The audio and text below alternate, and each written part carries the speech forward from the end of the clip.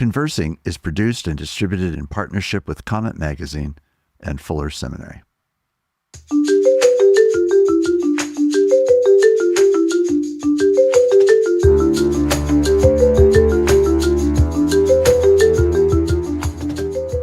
I'm Mark Labberton. Welcome to Conversing.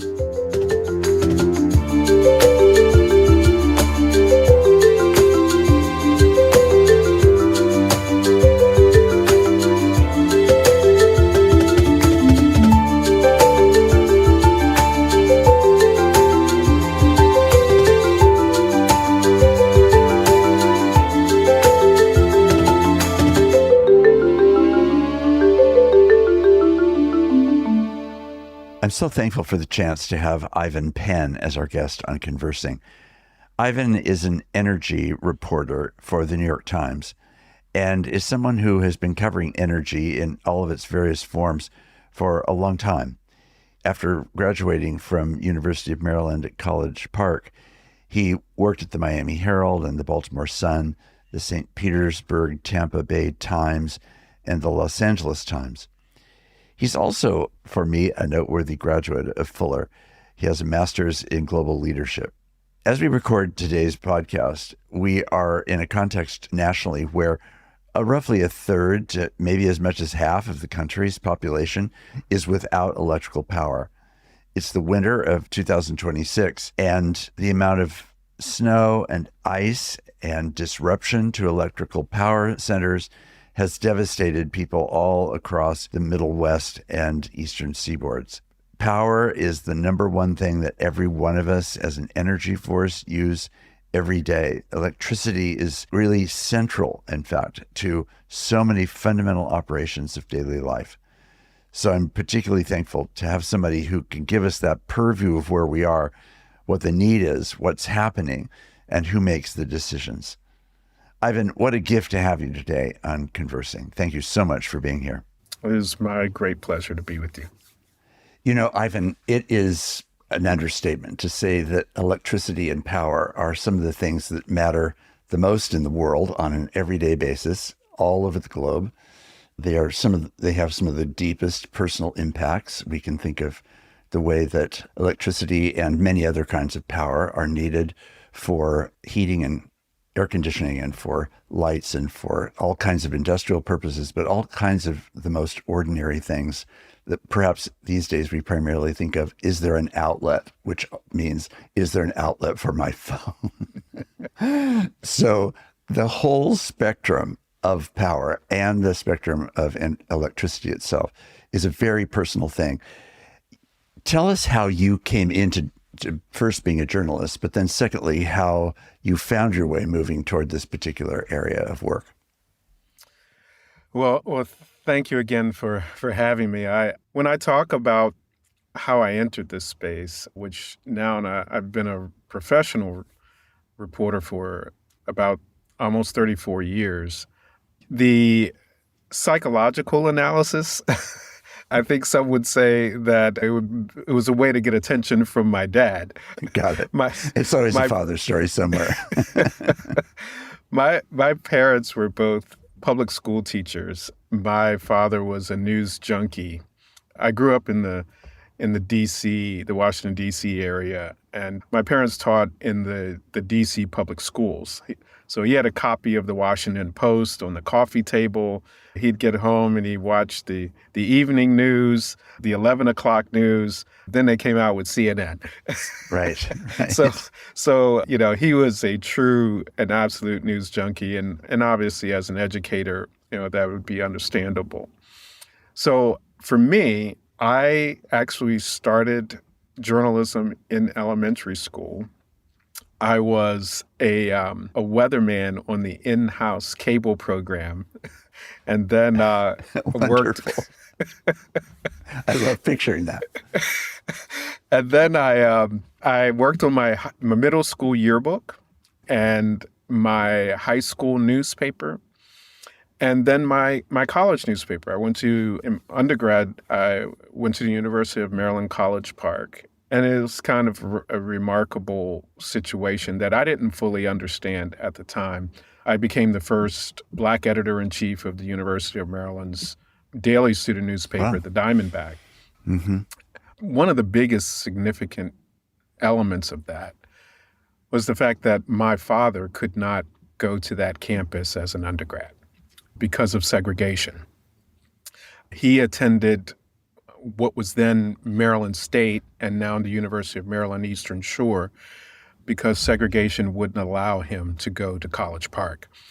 And so when I have reflected on that over time and understanding more of it actually after being there, it just was a really powerful thing that I was able to experience. And so that was really sort of what led up to my entrance into journalism. And I really I just wanted to be a reporter. And it almost, I understand things a lot differently, having been in the business for decades. But I just love the idea of investigating stuff and then doing these stories. I began at the Miami Herald, where I had been an intern while I was in college, and they hired me full time. And ultimately, I ended up working for 5 different newspapers: the Miami Herald, the Baltimore Sun, the St. Petersburg Times, now the Tampa Bay Times, the Los Angeles Times, and now the New York Times. It was while I was in Florida at the St. Petersburg Times in Tampa Bay that I was put on energy and utilities. It felt like a punishment because especially in those days, because this is about 16 years ago, nobody wanted to cover utilities and energy. Right. It felt like being sent to some remote, very cold place. Yes. It's like having the opportunity to buy the utilities on Monopoly or something. Not the most exciting property. Exactly. But it really changed the course of my life. So there was a broken nuclear plant about 70 miles north of Tampa. And my editor said, well, you can start with reporting on what happened with that plant. It was interesting because, so in the course of my career, it's been my sources who have been sort of the meat of what I do. And, I wrote a basic story. This is really sort of how it all began. I wrote a basic story about, what happened at this nuclear plant, which the concrete building cracked when they were replacing a steam generator. And then as they were finishing, it cracked again. And eventually they called it the Humpty Dumpty plant. Wow. Because it broke apart so much. As I started writing about it, I got an email from an anonymous source. And he said, I've been reading your stories about the Crystal River nuclear plant, and I think it's about time we had a talk. Meet me at the Citrus Town Chili's. I'll be the guy in the yellow ball cap sitting at the bar reading USA Today. And not right. And that's where it began. Wow. A series of stories about a nuclear plant that grew into becoming ultimately one of 2 energy correspondents on the business desk of the New York Times. Amazing. Now, just boring in on that example for just a moment, you obviously do work, as a person must work, with all kinds of sources, quotable and unquotable sources on the record and off the record. But in that particular case, how do you establish credibility? How do you establish expertise, analysis? Just walk us a bit through that. How does that really actually go? And actually, the first question is, how do you know that you're going to be safe? Yes, well, you don't even know who this person is, and all of the things that you raised, and so, but it's like, okay, how bad can it be? It's at Chili's, right? So, right. Everybody goes to Chili's. So this man is, so I meet him there, and this man is telling me, well, the utility company broke the plant because they were trying to cut costs and keep the bonuses instead of hiring the company that there were 2 companies that replaced the steam generators at nuclear plants across the United States. this was the first time that a utility attempted a do-it-yourself Oh, wow. steam generator replacement, Got it. and it failed. So Spectacularly. spectacularly. I mean, there was actually a cartoon that the paper did, as I've reported on this, of Homer Simpson, "Honey, I broke the nuclear plant." But so I'm listening to him, and I'm like, okay, this all sounds great. He's naming names that I've never put in a story, but I knew who these people were. So I was like, okay, so this guy seems to know something, but I don't know who you are. How am I supposed to prove any of this? And he pulls out a document from the U.S. Nuclear Regulatory Commission, NRC. He said, and this is what you need. And it started a trail, a paper trail that was public records, where we were able to, we had to weed through a lot of things, and I had to get a lot of other help from a lot of my sources. And because if you ever search the NRC's database, it's voluminous and you can be lost trying to figure out, you need to know what you're looking for. But that's where some of my other sources came in. So I didn't really need him for the story, what we would call a secondary source for the information. He was never quoted in the story. I very rarely use anonymous sources in stories. Sometimes the government asks us to, whether it's the White House, some governors or attorney generals. There are times when we are asked. I was very recently, I had a story with information from the White House, and the White House asked me to say a White House official. And so that's what you see in the story. But in this case, didn't need to quote him because we had actual documents. And to be honest, the only way I communicated with him was through an anonymous email address. And it was years before I even knew his real first name. I still don't even know his last name. Wow. Amazing. So, Ivan, take us further then into this dimension before we get into kind of the current facts and figures and challenges of electricity and power. Tell us about, if you were to give us an arc of the years that you've been covering energy, how would you describe the landscape and description of electricity and power when you started this beat and then where it is at this stage? Well, the interesting thing is that so again, I've been in this particular space or on this kind of beat for about 16 years, and it began with nuclear, and it has come full circle. We are once again talking about we're talking about nuclear power. I was about to say nuclear renaissance, but I haven't even mentioned it. So at the time when I'm writing about this broken nuclear plant, it was during a period of time that we had sort of designated in this country as the nuclear renaissance. We were supposed to build almost 24 new reactors across the country. And in the end, we only ended up with 2. And so the Renaissance didn't materialize at that point. This is in about 2005 to 2010 period of the nuclear Renaissance. And it's just in the last couple of years that those 2 reactors actually were finished in Georgia. We've come full circle, and now we are talking about a whole new wave of nuclear energy with different technologies, some akin to what we already have, large, big box reactors, what some are proposing, just like the ones we recently finished in the last few years.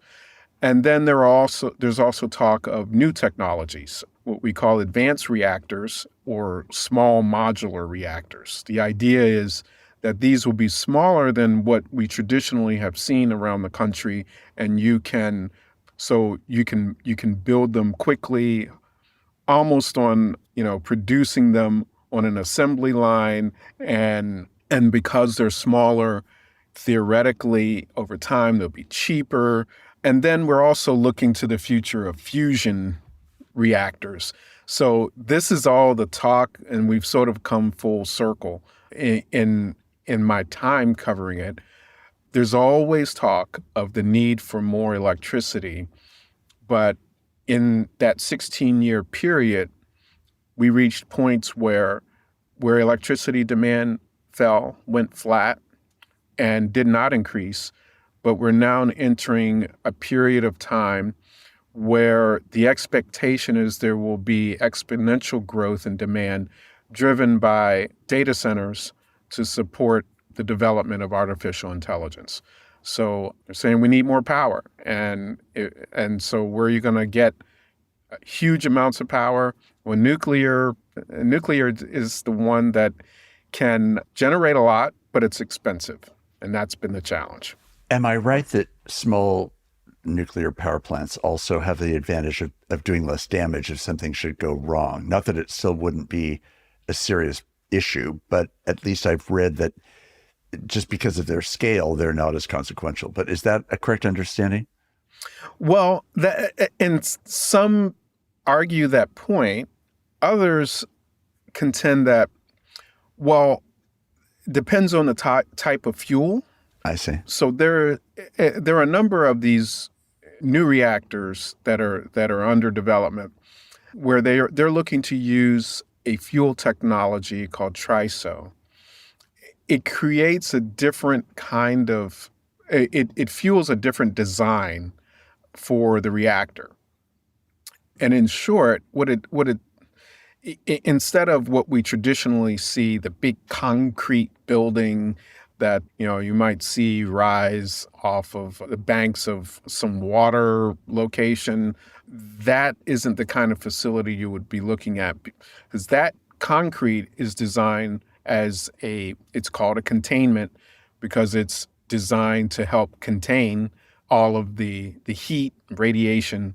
This new fuel, TRISO, is designed so that it has little pieces the size of seed grains, and then they form a pebble the size of a golf ball.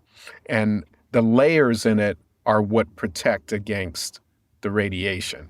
But some say that because of that technology, it can really heat up to high degrees and pose a problem. So you have both arguments. You have different technologies. We don't have any small modular reactors as power plants. We use them on Navy submarines, but it's a different technology. And so, it remains to be seen on the safety side of things, but the argument is that it will be safer. Right. So in these energy farms that AI is building and demanding, there's a kind of tussle that goes on, as far as I'm aware, of almost any community where such a possible plant might be developed. And it's usually driven less by, land use, for example, and much more by the concern for the increased electricity costs of people who live in that very specific area. And so talk us through that. Why does that have to happen in that way? And are corporations that are building such things, even if they're paying for it themselves in terms of the development of the energy farm, it really is in the end a payout that the whole population of the region has to bear in their personal homes and as well as workplaces. Is that, first of all, is that a fair summary? And secondly, tell us how the companies understand what they're doing. Sure. Well, that's pretty much the picture. So the dynamic here is, because we have a grid that's obviously broadly connected, anything that's connected to it, is playing a role as opposed to, if you go micro. So let's say you have a home, and which, we have more of them today because of solar and batteries. You have a home not connected to the grid because they're using solar and batteries. They have not a single wire tied to the utility company. So in that situation, the only one paying for that is that homeowner or a business. A business could do the same thing. But at the moment when that home or that business has a wire connecting it to the grid, now you have a cost associated with that. And so that's what we begin to deal with the data centers. So technically speaking, a tech company building a data center could isolate itself from the grid and put into place, any sort of generators. I've written some stories about, how Elon Musk is using portable natural gas power plants they sort of fit on flatbed trucks. And he's using them in Memphis, Tennessee for his supercomputer there. And so you can use a gas plant like that is not functioning on the grid. It is actually just being sourced for that data center. Or you can have the data center connected to the grid and drawing power just like any other home or business would. The data centers are very energy hungry. They're huge consumers of electricity. So if we add one to the grid, the question is, how do we ensure that we have enough power to power everybody, the data center, the homeowner, other businesses, small and large, government buildings, all of these things, if this entity, the data center, is consuming a large amount of electricity and directly from the grid? Well, you got to add some more infrastructure, whether that is a power plant, whether it's a solar farm, wind farm, gas plant, nuclear plant, whatever the source of generation is. And with that, you're also adding power lines, transmission lines, the long distance ones that go from the power plant to what we call a substation, and then the distribution lines that go from the substation to your home or your business. All that equipment, we're all sharing. And because we're sharing it, then the tech companies argue that everybody should share in the cost. We will pay our fair share, but we're not the only ones using it, so everybody should contribute. The other side, when we swing the pendulum all the way to the other side, argues that, well, we wouldn't have need for any of this if you didn't build a data center. So really, your fair share is 100% of the cost because we otherwise wouldn't need it. So that's the tension and the debate.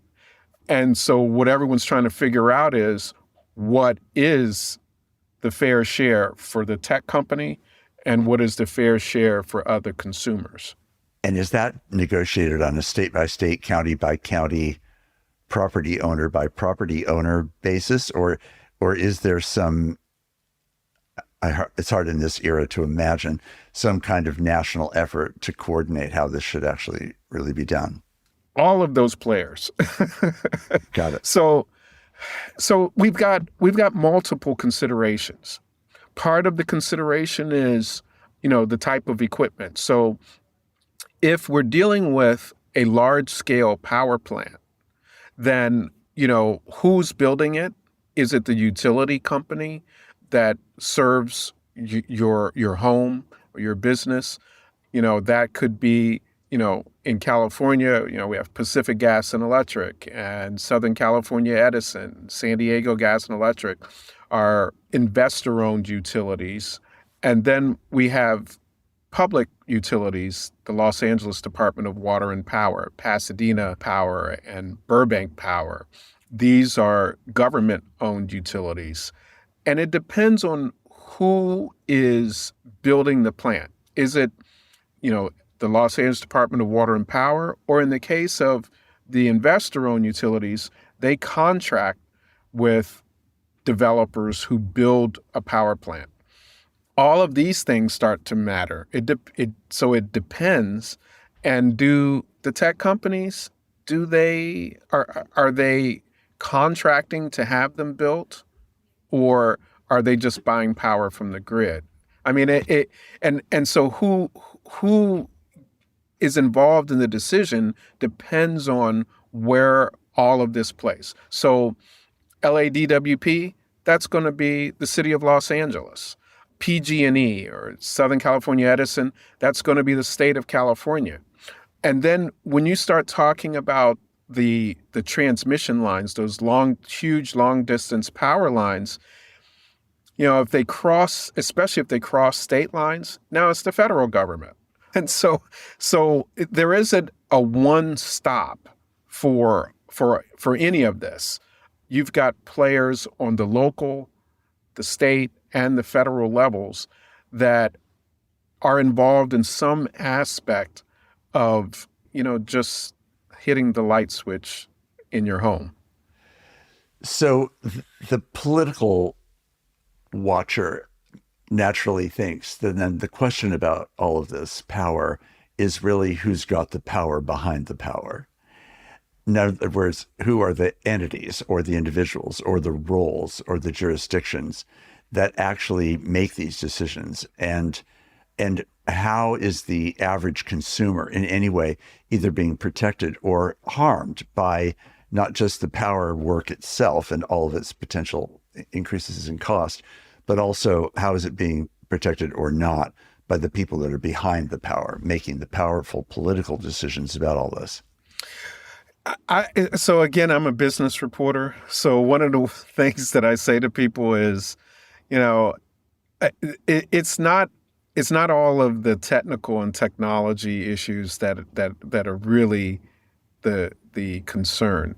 The real focus is who pays and who gets paid. I mean, that is what all of this is about. It's not about whether solar works or a gas plant is better for reliability, or we need nuclear because it churns out more electrons. The question is who pays and who gets paid. That's what because solar works, batteries work. I mean, gas works. Coal works. I mean, a person might be opposed to the emissions, but these are different debates than the core issue of, well, how do we power our lives is based on economics. It's not, and the economics of it really focus on the who pays and who gets paid. In talking about nuclear, this is one of the things that people often ask me is, well, what about China? They're building a whole bunch of nuclear plants. So we're the United States. Why don't we just do the same thing? Because it boils down to economics. The Chinese government is funding those projects. So if the U.S. citizens as taxpayers want our government to fund these projects, then, that's fine if that's what people want. But that's not how we're structured economically when it comes to, powering our lives. We rely on a utility company which has a limited rate base. They don't have the tax. I mean, they might get some subsidy or something like that. But generally speaking, they're building things based on the consumers who pay them on a monthly or bi-monthly basis, not the entire United States of America, not in the federal budget or even a state budget. It's just that the company or some combination of, several companies pitching in, but it's not the tax base, as opposed to a place like China where the federal government is building the projects. Right. So give us a sense of scale. Do you happen to have any numbers on how many states already have some of these huge electrical farms that are being built? Well, so Virginia is known as Data Center Alley. The majority of the data centers in the country are in Virginia. The largest cluster is in Virginia. And that has created a challenge for the Mid-Atlantic region because Virginia is part of that largest electricity market, PJM. It's one of the 13 states and the District of Columbia that form PJM. And you've got this massive cluster of data centers. So everywhere else in the country is taking lessons from what is going on in Virginia as the tech companies, hyperscalers, as we also refer to those building the data centers, they're targeting various areas because many of the other places around the country do not have that kind of saturation. I mean, thus Data Center Alley being in Virginia. But we're seeing plans for them arising in large numbers all throughout the country. One of the biggest debates was going on in Ohio, and to give a sense of the scale of moving on from sort of where maybe a typical location was and to where things are headed.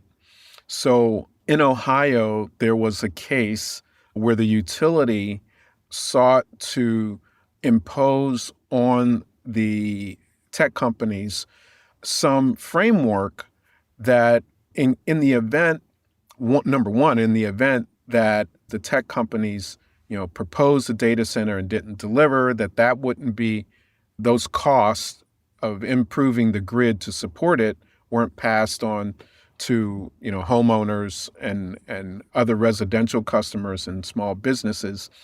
And, whatever additional equipment was needed, that those costs were covered by whatever number of data centers got built.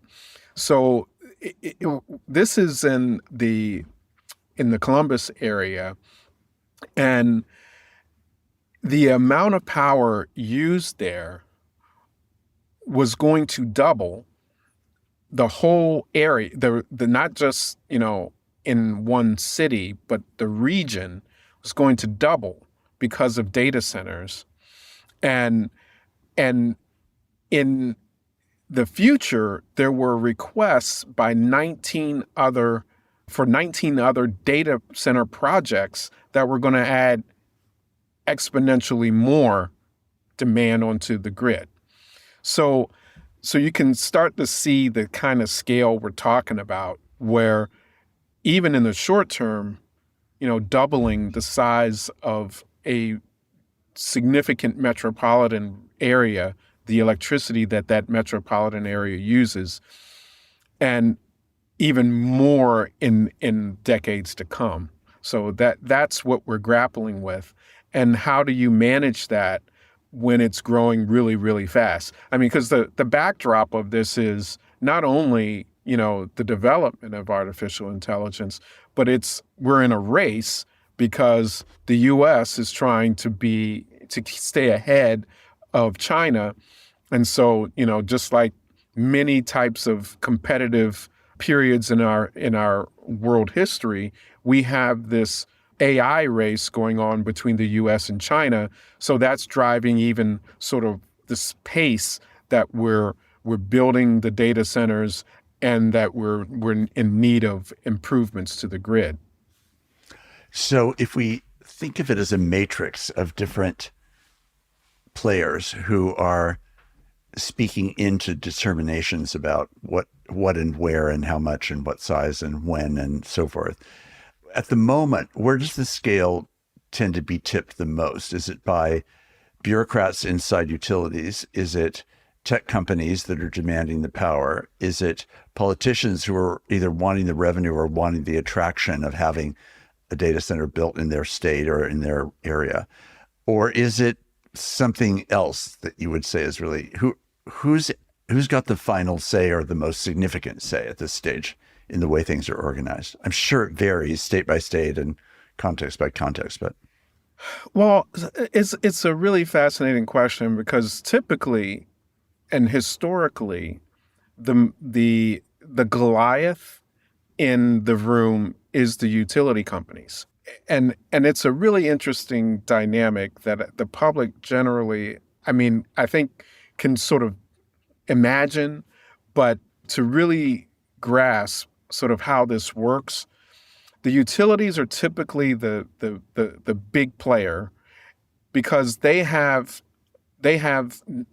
when they go into a rate case deciding how much what your bills look like, they're hiring the best lawyers, the best accountants, the best technical experts, and the ratepayer pays for them. I mean, those Special costs. opportunity, yes. And so the consumer advocates don't have the kinds of deep pockets that the utilities have. And the funny thing is that those deep pockets are actually the consumer's pockets. Yes, yes. And so they're often, and they are historically, the big player in any regulatory proceeding. But with the data centers, it's being driven by the technology companies. These are companies, this is an industry with all the money in the world. I mean, this is Amazon, Google, Meta, Microsoft. I mean, these are the wealthiest companies in the world.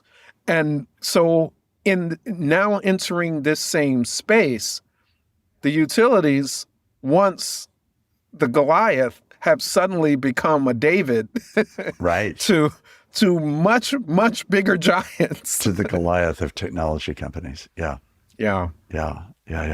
Wow. And so what you're also seeing, our regulators, so we have our utility regulators who across the country are, I mean, majority of them are appointed by governors, or in the case of a city utility, a city-owned and run utility might be commissioners appointed by the mayor or something like that. You have those players, and then on the federal level, the Federal Energy Regulatory Commission, people appointed by the president. And so you have all these different players, and you have people lobbying, obviously, the governors, the mayors, the president, from the utility industry, from the technology industry, from the unions who are building all of this infrastructure. You know, there are a whole bunch of players and a whole bunch of influencers who are affecting everything down to, you know, what you're seeing in your bill on a monthly basis. And everyone's trying to get a piece of that pie. The utilities, you know, they want what they need to run the grid. The tech companies want their data centers, but also increasingly, they're owning a lot of the infrastructure. They're owning the power plants. They're owning transmission lines. They're owning, I mean, it's so many parts to this that they're beginning to acquire, and they have so much money to enable them to do so that they're becoming massive players. And on top of it, we wrote a story about how, so there's an organization of state regulators from all over the United States. They gather a few times a year. They have an annual meeting. This is a gathering of state regulators called the National Association of Regulatory Utility Commissioners. These are the people in each state that regulate utility companies. Now, the sponsor of these state officials, the lead sponsors are Amazon and Google and Microsoft, who are, you know, they are sponsoring the gathering of the people who regulate all of this. I mean, this is what we're contending with. And so, you know, who is really the big player? Well, it's who pays and who gets paid. So is it your speculation, or maybe there's data to give evidence of this, that the big tech companies are wanting to see utilities become privatized? Well, I mean, most of the utilities are, and most of the utilities are investor-owned utilities. There are Right. But what I was meaning is that they want to own them. well, and increasingly, I mean, they're owning a large portion of all of it, and so what you're seeing is, in for a while, especially when the data centers were really developing. Which started Uh, about when, by the way, just as a footnote, about when did data centers start? well, so now, and I guess we've been. I mean, we're talking years now that we've been contending with it. So, and it's just in the last 3 to 5 years it's been accelerating, and so which is what we're really contending with right now. That acceleration is what they did was, in the early days, they would build solar farms and wind farms to offset, what was a much smaller footprint. Again, a lot in Data Center Alley, some dispersed around the country. But in this last 3 to 5 years, which is really, I guess, sort of the target period, they they have started not only doing solar and wind, which has been, their way of publicly showing that they are offsetting carbon emissions with this increased electricity demand by using clean energy. They have so much power available to them that they sell that excess power into the market and make money, and now are making billions of dollars off of that. So Microsoft, a few months ago, announced plans to enter a purchase agreement for the power from 3 Mile Island. And so it would have access to nuclear, to the production of a nuclear plant, a lot of power to sell into the electricity market. And if they're using gas plants, using new nuclear plants, they're going to have enormous amounts of power to sell into the market, where they stand to make a lot of money. And so you've got them already playing almost more roles than a lot of utility companies themselves are playing in many areas of the country. So do they ultimately, just acquire a utility? I mean, that becomes another question, because if you're the primary customer, why not try to save money? I mean, which is why they they have excess power. Apple was one of the first ones to start selling excess power in the grid, because they were like, we got excess power, why don't we try this to see if we can make some extra money? This has turned out to be a multi-billion-dollar benefit to the tech companies. Right, right. When you look at the landscape right now, politically or otherwise, are there people that you see as particularly leading experts that are sensitive to consumers' interests in all of this? There are, but the trouble is, one source of mine, she would always put it this way, is like the Harlem Globetrotters, the team playing against them, always given nice uniforms, but they're not Yes. expected to win. Right, right. That's been the way the consumer advocates have been described in all this. Got it. There are state-appointed consumer advocates. The best way to picture the influence of the state consumer advocates is during the national meeting of the state regulators. The advocates also have their meeting. So the regulators, their meeting is almost the entire hotel and conference areas, and the consumer advocates often have like 2 rooms. A little seminar on the side. I mean, this is literally the case. And Wow. so you get some nonprofit consumer advocates, but they don't have the resources of, the utility companies, and now the tech companies, which, again, we're talking about the last 3 to 5 years, where the tech companies have really begun to play, this outsized role in the utility business. Wow. So I read that it was in about 1945 that the New York Times hired its first black reporter, and it wasn't until the 60s that it hired its first female black reporter. I just wonder, how much do you feel in the journalism industry and in your own experience that race has been a significant factor in your own opportunities and in your own professional development? Yeah. So there is the National Association of Black Journalists. It is a major gathering of the journalism industry and formed by one of the co-founders was actually, he also went to University of Maryland, and he was on the staff of the paper that I became the editor-in-chief of, but long before me. He formed that organization as a support for Black journalists and also and it has been a source of support in helping with hiring and hiring practices because it has been a challenge.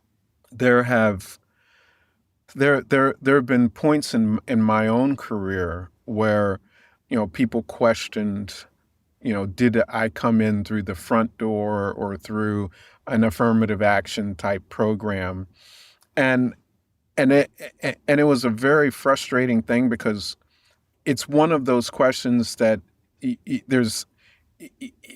that becomes difficult to answer because I had not in at least any formal program, but I had friends who did who were some of the best journalists at the news organization. And so I was like, well, for me to say that, I didn't sort of does it put this cloud over those who did. And if I had, then, what does that do? I mean, because already the suggestion is that, well, the question is, are you qualified? And that always becomes, one of the real challenges. I mean, the real question is, can a person perform the job? And there are really great journalists, but at the same time, we are lacking people of color. When I became editor of University of Maryland's paper, we didn't highlight that I was Black, and the Baltimore Sun ended up doing a front page story about it, and my local newspaper in Montgomery County, Maryland, did an editorial, and they said, they recognized the fact that when I said to the Baltimore Sun at the time that, I wasn't picked because I was Black. We all work hard, yada, yada, yada. And they said the editorial commented that we respect what he's saying, but whether Penn likes it or not, he, in a business that is woefully underrepresented by people of color, he's a role model. And there were things I understood, but you're always trying to figure out how do you balance these things? Because, the industry has struggled. We need more Black business reporters. I mean, a lot of times people aren't attracted to business. I mean, I didn't want to be a business reporter and I didn't want to cover utilities and energy, but now it's one of the best jobs that I've had as a journalist and given me opportunity to do things I wouldn't have imagined. I mean, going to places just in the last year in the last 2 years, I mean, to the Amazon in Brazil and to the Atacama Desert in Chile and in northern Quebec to one of the largest hydroelectric dams in the world, on helicopters and private jet and going out to an oil platform in the Gulf. I mean, there's things that the average person will never be able to do. Really but fascinating. I can Yes. help them experience it. We need more Black business reporters. And the industry, it still is, people of color are still woefully underrepresented. And there are, times when people are questioned. At this stage, having covered the beat that I'm on now for as long as I have, in the industry, probably a bit more respected now, but there were a lot of points where, it was just, I was questioned about my ability or my did I deserve to be where I was, and those microaggressions they become painful. Of course, of course.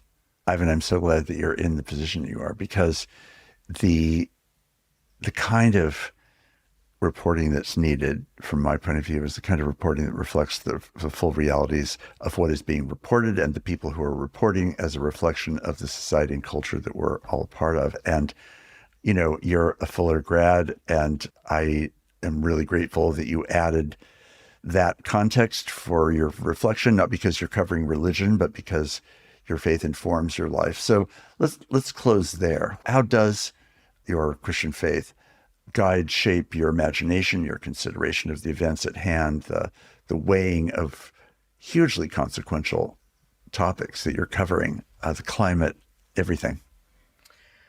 Yeah, it was interesting when I was, I think I was in college when I heard an interview of a journalist who was a Christian. And the question was, how can you be a journalist and a Christian? And his response was, how could I not, when the requisite requirement of being a professional journalist is that I tell the truth and that I be fair and that I be balanced and that I strive to be accurate. Says, this is who we are as Christians.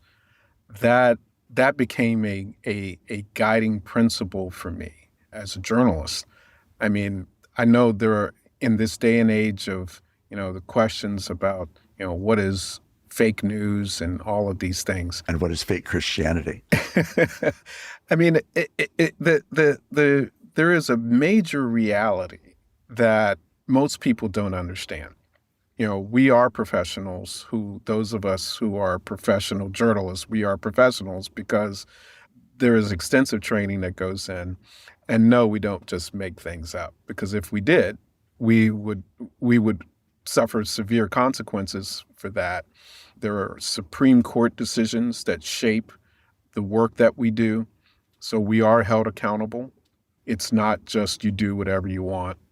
But one of the big pieces is that I think a lot of people would be surprised about how many people are people of faith, both Christian, Jewish, Muslim, and are practicing their faith, who are in the quote unquote mainstream media, groups that have met and held weekly prayer gatherings at their news organization.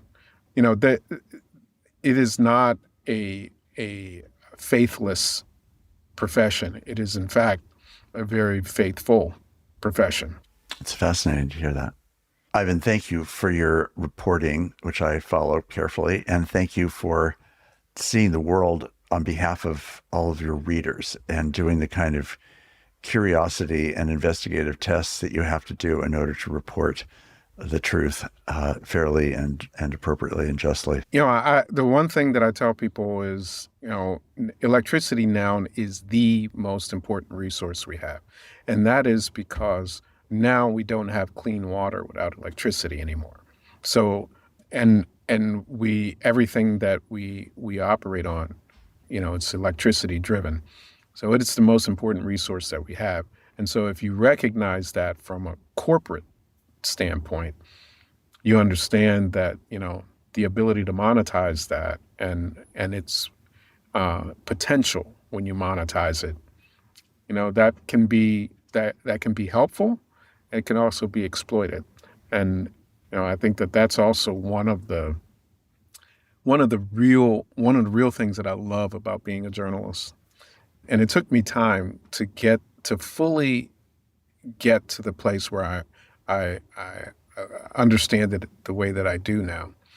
And that is that, we're able, I've said in some speeches, it's akin to what we do, the calling that we have as journalists is akin to the calling that Jesus announced on the day he announced his ministry.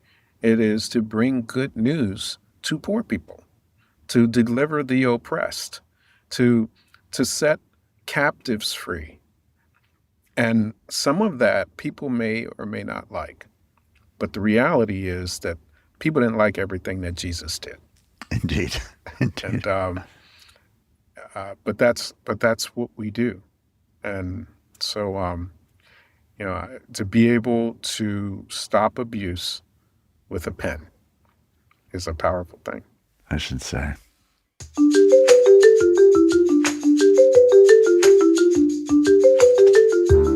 Conversing is produced and distributed in partnership with Comment Magazine and Fuller Seminary. Peter Labberton is our engineer and editor. Evan Rosa is our producer. For more information about Comment Magazine, visit comment.org, where you can subscribe, read the current magazine issue, and browse their archive. Fuller Seminary is an evangelical, multi-denominational graduate institution committed to providing indispensable formational education for diverse Christian leaders everywhere. For information, visit fuller.edu. I'm your host, Mark Labberton. Thanks for listening with me.